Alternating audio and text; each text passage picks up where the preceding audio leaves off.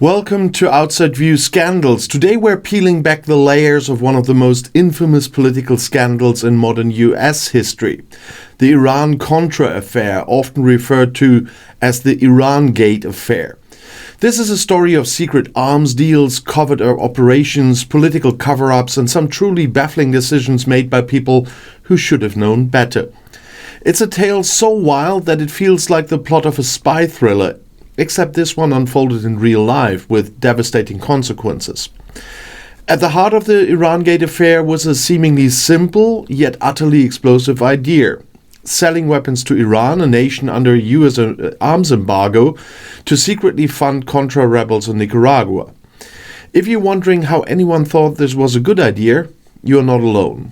The affair combined geopolitical ambition, Cold War paranoia, and a generous helping of hybris into a scandal that rocked the Reagan administration in the 1980s. But let's start with the context. In the early 1980s, the United States was deeply entangled in two major conflicts, one in the Middle East and another in Central America. In the Middle East, Iran was embroiled in a bloody war with Iraq. The US officially supported Iraq, led by Saddam Hussein at the time, and had placed a strict arms embargo on Iran. And meanwhile, in Central America, the US was backing the Contras, a rebel group fighting to overthrow the Sandinista government in Nicaragua. The Sandinistas, a leftist government with ties to the Soviet Union, were seen as a threat to American interests during the height of the Cold War. However, there was a problem. Congress had passed legislation, including the Boland Amendment, that prohibited US military assistance to the Contras. And this created a dilemma for the Reagan administration, which was determined to support the Contras, but was legally barred from doing so. Enter the convoluted, secretive scheme that would become the Iran-Contra affair. The first part of the plan involved Iran. Despite its designation as a state sponsor of terrorism and its vehemently anti-American rhetoric, Iran was in desperate need of weapons for its war with Iraq. At the same time, several Americans had been taken hostage in Lebanon by Hezbollah, a group with ties to Iran. Some members of the Reagan administration saw an opportunity: sell arms to Iran and use the leverage of the weapons deal to secure the hostages' release. Yes, selling weapons to a country deemed an adversary and hoping for goodwill in return. So what could possibly go wrong? But that wasn't the whole plan.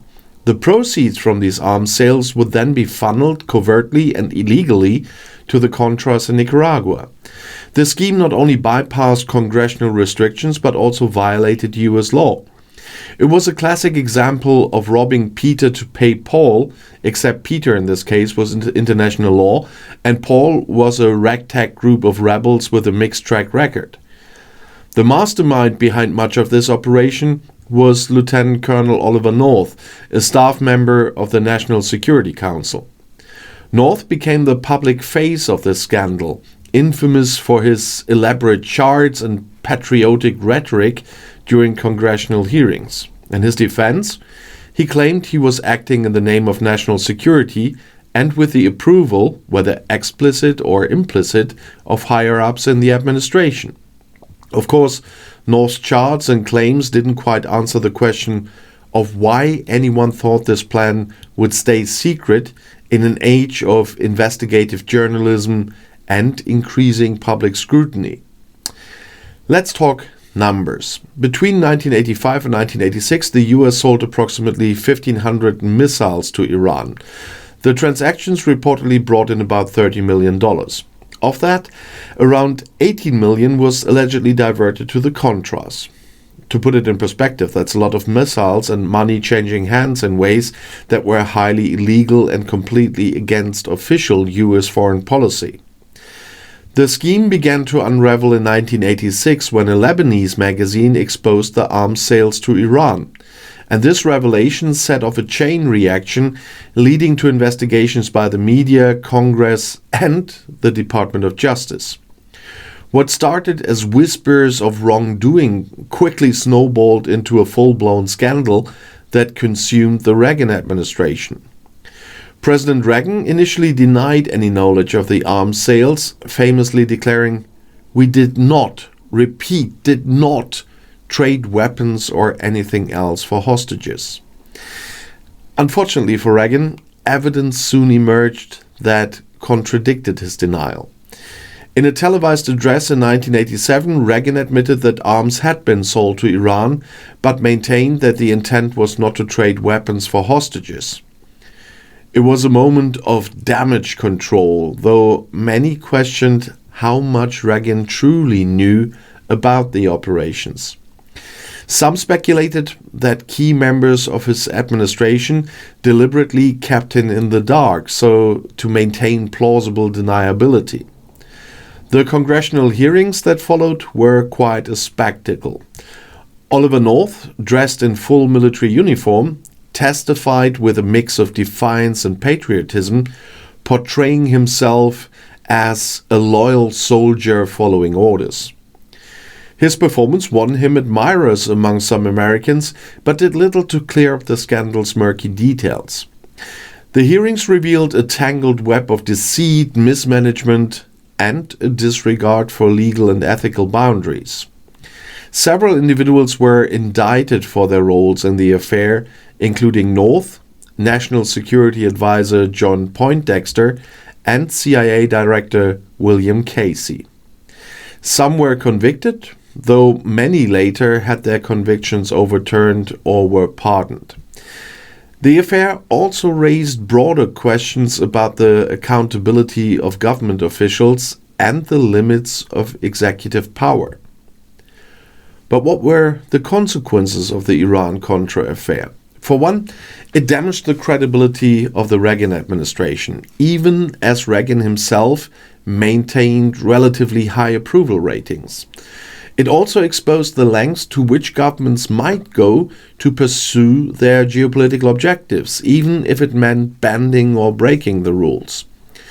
On a broader level, the scandal highlighted the risks of covert operations and the importance of checks and balances in a democratic system.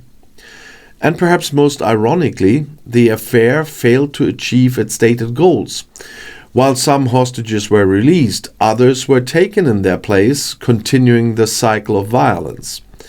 The Contras, despite the illicit funding, never achieved a decisive victory against the Sandinistas. And the arms sales to Iran did little to improve US-Iran relations, which remain strained to this day.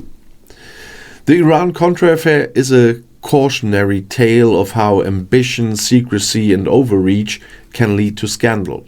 It's a reminder that even the most powerful governments are not immune to missteps, and that the pursuit of short-term gains can come at a long-term cost. So thank you for joining me today on Outside View Scandals, and if you enjoyed this little dive into the Iran-Contra affair, please like the video, subscribe to the channel, and share your thoughts in the comments below the video. This is Outside View Scandals, and I look forward to seeing you next time as we uncover another fascinating chapter in the history of political intrigue and deception. And the next video is right here in the end screen.